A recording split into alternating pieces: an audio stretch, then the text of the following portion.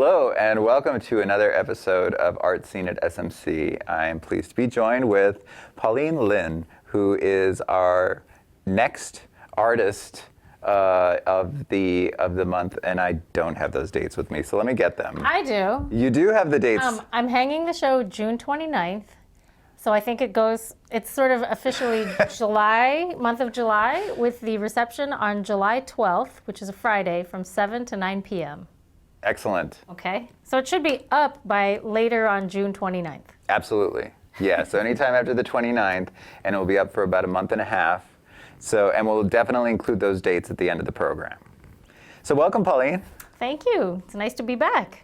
I know, we were talking earlier, and you have been in this studio before on a few other arts-related shows here at SMC. Yes, I've been living in the Brickbottom Artists Building since 1989. Wow. I was not a founding member, but they opened in 1987, but I moved in shortly after the founding of it, and I've been here ever since. How do you like it there? I love it. You must like it there. You must love it. I love it, yes. And I never would have, I don't think I would have continued to be an artist had I not lived there, because my parents said, okay, you can be an artist, but if you haven't succeeded by the time you're 30, we want you to go to medical school or whatever, just don't be an artist. It's every parent's worst nightmare.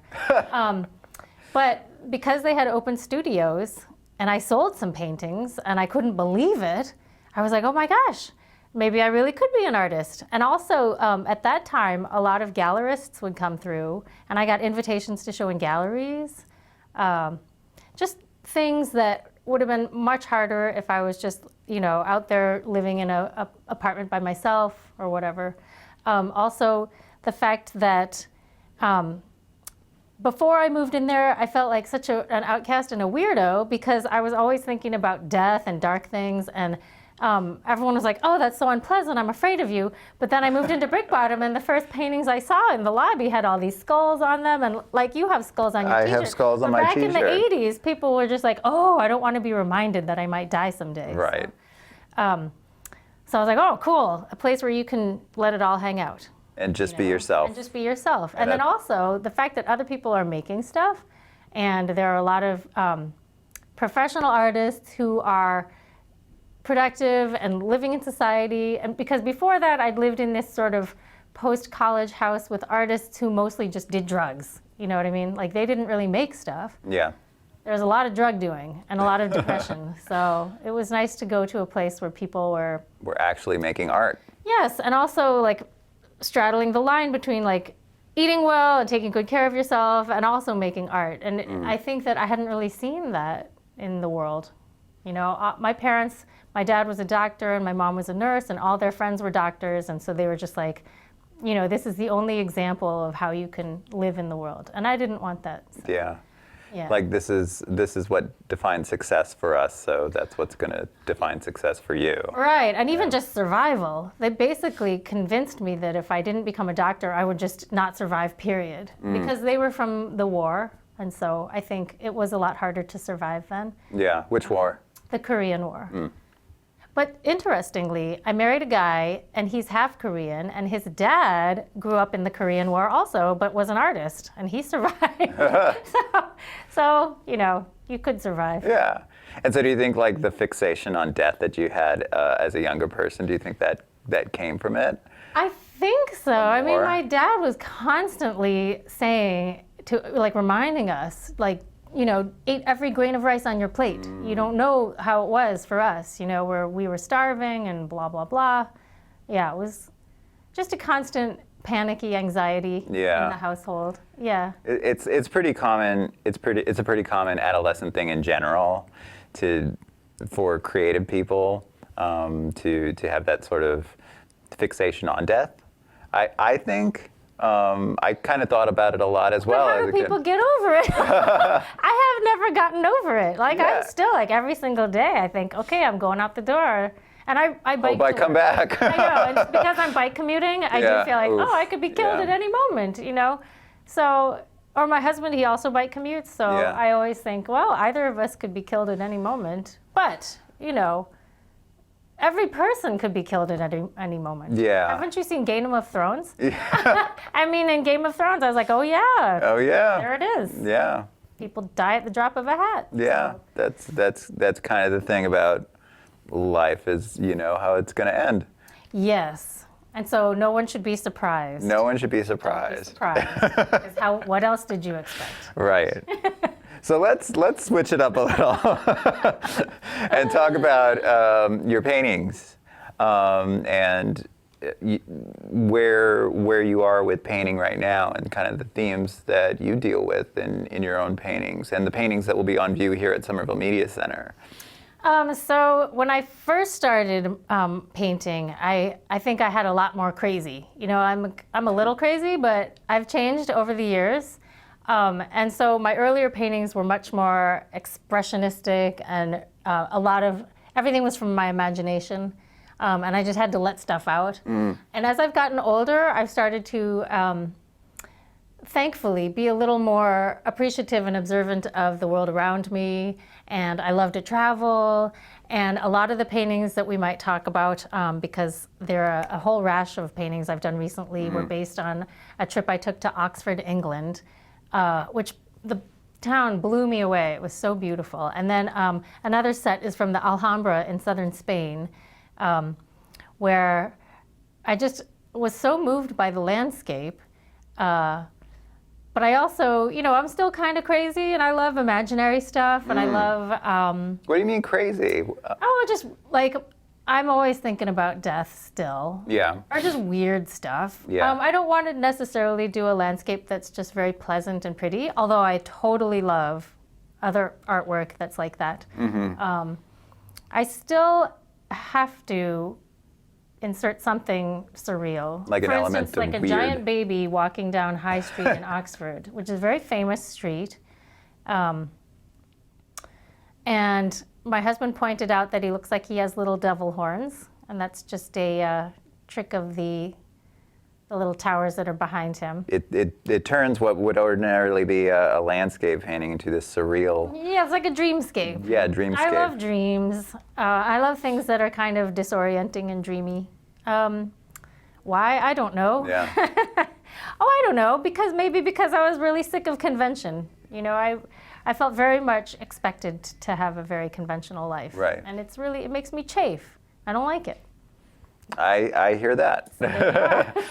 So there you are. So you said the insertion of these fantastical elements into these landscapes is kind of a statement on chafing against routine, against what's expected in life. Maybe. And there's another one where it's like a standard view of the Alhambra, but I have a person flying in a bathtub over it. And I remember I posted it online, and my neighbor said, "Oh, I've been there." And I said, "Yes, I think it's a very standard view." And so I thought, well, I don't want it just to be standard. And I like the idea of being able to travel in a bathtub or in a bed. And so if you scroll up, the top center painting is a person flying over Oxford again, but she's in her bed. And so wouldn't it be really neat to fly in your bed above a cityscape? Oh yeah, this one here. Yeah. That reminds me of you remember or have you seen the Winsor McCay comic strip Little Nemo in Slumberland? Yes. Yeah, a little bit. Like, I'm not super familiar with it, but enough. Yeah, where the main character Little Nemo goes off into this dreamland each night. Exactly. And then it always ends with him waking up and falling out of bed somehow. Exactly. Yeah. And I'm working on another painting of like little babies in little boats, and they're flying over a forest. And I don't know what to call it yet, but it has something to do about like, where is this magic world that we go to when we go to sleep? Do you record your dreams? Do you do any of that? I used to a lot, Yeah. and now I just tell my husband, which must be really super boring for him. And I haven't written them down occasionally. Yeah. I'm pretty lazy though about writing stuff down. I think you're really fortunate, because I'm of the minority or majority of people. I don't really know how many people don't remember their dreams, but I'm in that group. You know, I think it's like when your sleep is disturbed, then you remember your dreams more. So you're probably lucky that you're That I'm sleeping soundly. peacefully. Yeah. All right, I'll go with Yes, that. yes, 'cause it can be exhausting. You know, if you have a bad dream, that's no fun. No. Even if it is really vivid and cool, like a movie. Yeah. And it's not, you know. So the reoccurring characters that you have in your the children, because I noticed the baby character in the red. There he is in a field. There they are in a field there, and then there's. Thank you for using the pronoun Yes. they, because someone was like, "Oh, is that you?" And I'm like, "Oh, I don't know." And like, I guess I sometimes say he, but it's really like it could be anybody. Genderless, yeah, genderless child. It could be me. It could be you. When one specific figure, like the figure in red, reappears, you know, what is there significance to that figure versus, say, the mouse or the squirrel-headed figure that's on the roof? Well, I will say, when I was growing up, I never learned Korean because I was of the generation where my parents were afraid that it would retard my learning if I was bilingual. So, but they gave me these little children's books that were all in Korean, and I didn't know what they were about, but they had these little round-headed characters that were so cute. And at first they were a little boy and girl holding their book bags and their little shorts walking to school. And at some point, they turned into bunny heads. I'm like, I don't know what was going on, or if it was a new story or whatever, but it just made such a huge impression on me because it was really cute, and they were all like round-headed, and also just the fact that I didn't know what was going on, and it's this mystery, and it was surreal. That sounds so cool. Because what happened that these kids turned into animals? Yeah, and like I know I've talked with other artists about how that kind of transformation that happens in storytelling like that, it's totally acceptable in the world of children. Like that totally makes sense to a kid because it plays into like our own natural sense of wonder.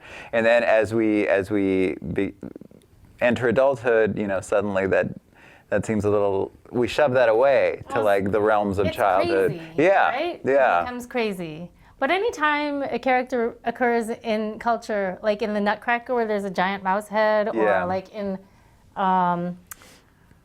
Donnie Darko where suddenly this big giant scary rabbit appears, I mean, I'm just so happy. I'm just like, yeah, I'm really into that. And so I really love the whole giant mouse head. And Giant animal head, any kind of head. Yeah. What about when you're using text in your painting? Oh, that one has been so controversial for me lately because I did a painting and I didn't put any text in, but I really felt like, oh, it needs text. But then everyone's like, no, don't put any text in it. We love it. We love it. So I was like, okay, I won't put any text in it. And it is currently on display in the Brickbottom lobby, and I've gotten so many comments of people saying, oh, I love that painting because you didn't put any text on it.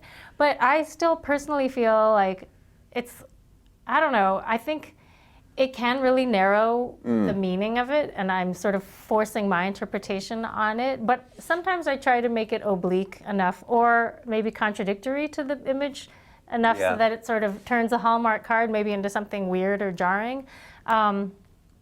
I love typography, and I love how text makes it two-dimensional if you're doing like a really three-dimensional, like a landscape, and then you print words on the sky. You're returning it back to its like reality. two-dimensional, yeah. Yeah, so I'm right now weighing on some of the paintings I'm working on, like, oh, should I try to hold back and not put a slogan on here? When I really want to. There are a few you'll see, like some that don't have any words. Yeah. Like the mouse on the roof again. The words, yeah. there's a mouse on the roof. Mouse on the roof. So you're reinforcing what we're already seeing. Because it would be funny, right? Yeah, it is funny. Mouse on the roof, but he's not a giant wearing a nightgown. Yeah. You know what I mean? Yeah. It's like, it would be like, you'd hear like little scritchy scratchy and you say, oh, we've got a mouse on the roof. Going up there and seeing this. And I love the typography of that also because it's almost like you can hear like a whisper of a voice or a disturbed voice, like there's a mouse on the roof. Thanks. Thank you. You have stuffed animals, you have live animals, you have animal heads. Yeah. Yeah.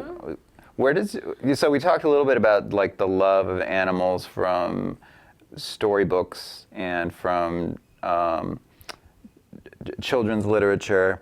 Are there any other sources for your love of animals or your use of animals? Well, I have to tell you, for my husband and me, the secret to a happy marriage is to think of, like, to forgive your spouse as much as you would forgive your pet, you know? And like Yeah. the way your pet loves you and it doesn't care that you've gained weight, or your pet doesn't care that you're not making enough money or whatever. It's just, I feel like if you can appreciate each other, like you're each other's pet. And if someone's been really nasty to you, it's like if an animal scratched you or bit you, but you wouldn't be like, I hate you now. You know, like, I mean, I guess you could. Yeah. I feel like if people, it can behoove people to remember that they are animals also. And that, like, the bond you feel with your loved one is very much like an animal bond. And it doesn't necessarily have to be intellectual, or like, sometimes I'm really angry at a person, but if I think of them as another animal, it like makes me forgive them more. I don't know. So it's kind of a pathway to empathy, maybe? I guess that's a great way to put it. Yeah. Like take someone you really hate, okay? And you think, oh my God, that person's such a jerk and everything they say Yeah. is just awful. But if they were just an animal and they weren't saying anything, but they were just acting like that, Yeah. maybe, I don't know. It's another way to access, or another way to like look at them, to try to stop being irritated by them. Right. It's really about Right. like not being triggered by them. Right. You know, they can go on and be themselves. Because we're often at our most irrational when we are angry, or when we put our emotions ahead of hate being rational thought. angry. Yeah, Yeah, I it's hate it's an it. irrational moment, It's and so unpleasant. yeah, so Yeah. I like what you're saying there, where you know, if you just think to the fact that we're all animals, that maybe then okay, maybe I can be less angry. And you can be about it. take it less personally. Yeah. Like, there was one guy who was super toxic to me, but I keep thinking, and this person's a magnificent artist, but I was like, I really admire this person the way I admire a tiger or a lion, you know, but I don't want to get near them because Yeah. they could really hurt me. Yeah. But it doesn't mean I hate them, right? And I'm also not going to take it personally. No, that's also a very animal thing, like knowing safe areas and knowing when to keep your distance, so that you don't get attacked by a tiger. Right. Right. Yeah. Right. And you don't really you don't get angry at a bear for eating you. You know what I No, mean? You don't it's think what- like, it's- oh my God, I hate that bear. He's such a jerk. He was just like, oh no, that bear is eating, you know, he's like tearing my throat out. Yeah. What are you going to do? What are you gonna do? What are you gonna I'm do? not going to get mad at him. I'm just going to be sad that I'm dying or terrified, but So in relation to, you're applying this kind of like love for animals and the psychology of animism, for lack of a better word, if I'm even using that correctly. well, also, yeah, you think about dogs who are so sad when their owners go away that they have to be put on Prozac. I'm like, I totally relate to that. Really? I hadn't heard of that. You never heard of that? I had not heard of I heard that. of a dog that was so upset when the parents were leaving that he would sit under their car and just growl, and then they Really? couldn't drive out. They couldn't drive away. That makes sense. I was dog sitting once, and the dog just growled at me the entire time. So, yeah. How come? You weren't I the wasn't the. master. Yeah, exactly. So the landscapes that you choose also are really interesting. You'd mentioned Oxford Oh and yes, there's a whole Alhambra. bunch of those. And so what draws you to these particular kinds of this particular kind of architecture? Well, let's see. I love historic architecture. Maybe because in our time, everything's just really rectilinear and plain. Glass and steel. Glass and steel and always like squared off. Like, it's very unusual to see anything curvilinear in modern architecture. I love the fussiness of it. I know some architects, you know, the Bauhaus, they were all like, let's get rid of all those ornaments and all that stuff. But maybe because we're in such a dearth of ornamentation, I really love it. And when Yeah. I go to Europe, I'm just like, oh yeah, I love that stuff. There's also like a sense of impermanence about that kind of architecture, about contemporary architecture. Like if you squint close enough, you could begin to see like chips and Right, or they don't line up the corners completely. Yeah, and you don't get that with older architecture. Like I was in Chicago recently, and some of the turn of the century architecture there, it's amazing. You know, it's neoclassical, and so you have like all the references to Greek and Roman architecture. but it's soaring also because they were all about height in Chicago. Chicago is like the architecture. It's just an amazing architecture city. Go to Chicago. Yeah, go to Chicago. I just saw a big Twitter, what do you call it? Like a story about the shed in New York. No, the shed in New York. It's this new thing in Hudson Yards. And the whole Twitter article was about how shoddy the workmanship was. And they took all these pictures of just things that didn't meet in the corners, and they just sort of didn't bother to flush things up. And the other thing I recently heard from, I think either a real estate agent or a builder, was that houses now are designed to last about 25 or 30 years and then just be knocked down.